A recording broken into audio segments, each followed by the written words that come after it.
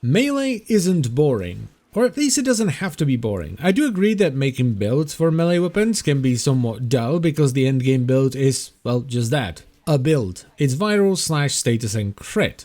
Nothing too exciting. There are of course some other builds that you can run at endgame as well. Some heavy attack builds are nice and there are a few outliers here and there, but for the most part an endgame build is a light attack setup that's running viral / it has good crit and good status. But that doesn't make melee boring. What makes melee boring is someone deciding to just use that build and nothing else. Especially if that person also doesn't really care about combos. They just look up the best combo in terms of multipliers or forced procs. And I'm not saying the person is at fault, you just want to be efficient. It makes sense. And it also makes sense that they see it as boring because when you look at it from their perspective, yeah, you're using the same kind of a weapon with the same kind of a build and you're using the same kind of a combo. That sounds pretty boring, and it's what made me want to make this video, to remind you guys that there is more to melee than just mashing the same button over and over and over again with the same weapon. Now most melee combat in Warframe is gonna look something like this, right? You have a weapon with a light attack build, so you're running around and you're swinging it about. But we also have glyphs, you can throw those around, they're pretty fun, you can make them explode and you can pair them up with a secondary, which is gonna be like a condition overload primer and then have some big chunky hits with a condition overload glyph. Or you can run it with a secondary that complements it, so you have a glyph that's somewhat short ranged with good AoE, so pair it up with a long range high single target secondary. Or you can try a weird heavy attack build. Some weapons even have built-in unique mechanics for heavy attack, so don't just do a heavy attack setup when you know it's on a weapon that's gonna force proc slash. Or try to do pretty much the exact opposite. Take a weapon that's usually built for heavy attacks and try a light attack build on it instead. Or you can just play around with different stances and combos. For example, most melee weapons in the game will have some kind of a quick dash on the first hit of a forward block combo on at least one of their stances. In this footage, I'm using the Broken War, which is a sword, and I've equipped it with the Vengeful Revenant stance. When I do a forward block combo, you can see there's a dash and 2 hits. So what you can do is use this dash to travel between enemy groups. So as you're using a standard forward combo, you can quickly tap block, which will cause you to do the dash, and then you go straight back into the standard forward combo. And this feels really good in the new melee system. You seamlessly go from the forward block combo to the standard forward combo. But you can take this one step further, because with a bit of practice, what you can do is cover a vast amount of distance while still doing damage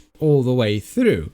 And you do this by doing the first hit of the forward block combo, which is the dash, and then immediately going into a forward slide attack, and then back into the block combo, into a slide, into the combo, into the slide, and on and on and on.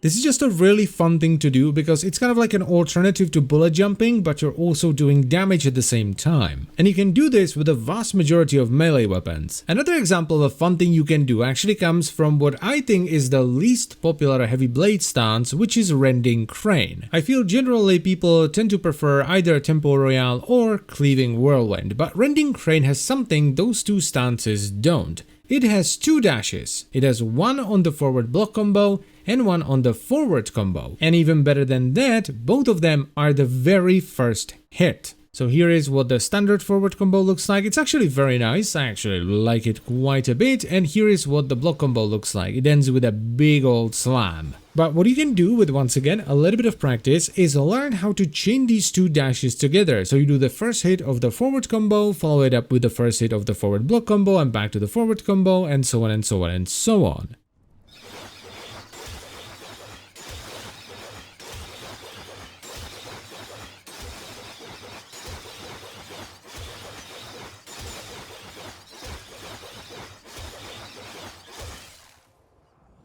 My point here is that there is more to melee in Warframe than just bashing the same combo with the same stance on the same weapon that's running the same build over and over and over again. All you have to do is be willing to not be at 100% efficiency and damage all the time, because if all you want to do is just be super efficient, yeah, it's gonna get pretty samey and boring really fast. Now there is of course time for that. If you want to do a real long arbitration or you want to do some steel pot stuff and that kind of stuff, you absolutely want to be efficient. You don't want to be faffing around barely doing any damage. There is a lot of fun to be had with melee. You don't have to be 100% efficient all the time, you deserve to have fun. So please, try a different melee weapon, put on a different stance, play around with the different combos and see what they have to offer. And as always guys, I thank you very much for watching, and I will see you next time.